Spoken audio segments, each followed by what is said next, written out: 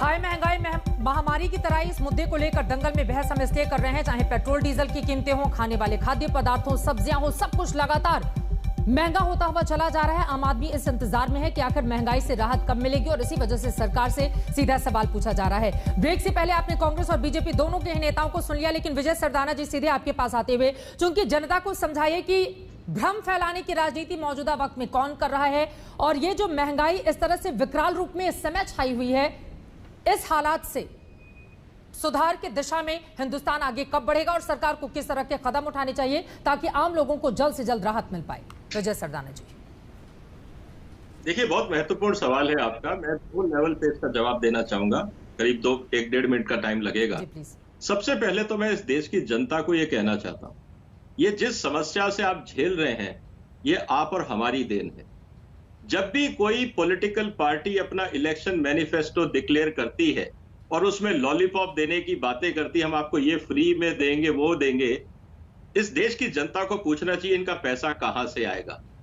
क्योंकि जहां पे बेसिक इंफ्रास्ट्रक्चर पे, सप्लाई चेन पे, कोल्ड स्टोरेज पे, टेक्नोलॉजी पे पैसा लगना चाहिए था, वो लॉलीपॉप बांटने में निकल जाता है और हमारे को फिर बाद में महंगाइयां झेलनी पड़ती हैं। राजनीतिक दलों को कुछ नहीं होता।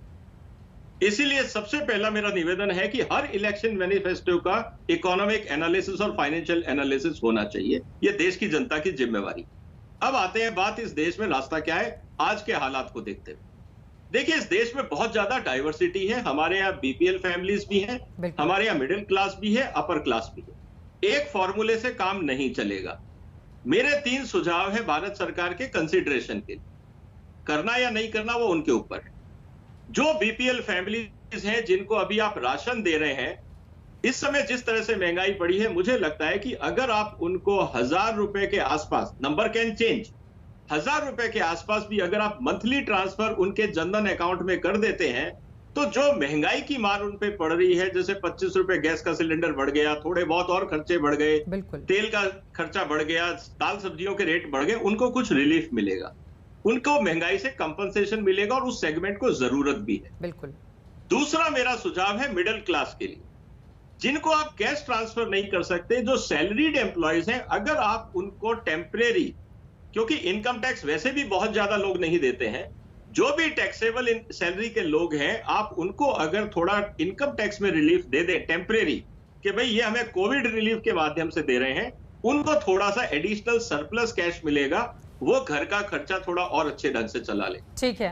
जो लोग एचएनआई कैटेगरी में है, रिच कैटेगरी में है, कॉर्पोरेट्स जो कैश सरप्लस पे बैठे हैं, मेरा उनसे निवेदन ये रहेगा, भारत सरकार, प्रधानमंत्री और बाकी लोगों को निवेदन करना चाहिए कि आपके पास बहुत सारा कैश आपकी बैलेंस शीट्स में पड़ा है, आप थोड़ा सा सोशल इंफ्रास्ट्रक्चर जैसे हॉस्पिटल है, स्कूल है, जो सोशल इंफ्रास्ट्रक्चर है, उनकी कुछ जिम्मेवारी ले लीजिए, ताकि जो सरकार का खर्चा वहां से बचेगा वो बाकी जगह हम लगा के इस देश को इस आफत से निकाल सकते हैं। बिल्कुल सर। तो डिफरेंट स्ट्रेटेजी हमें लगा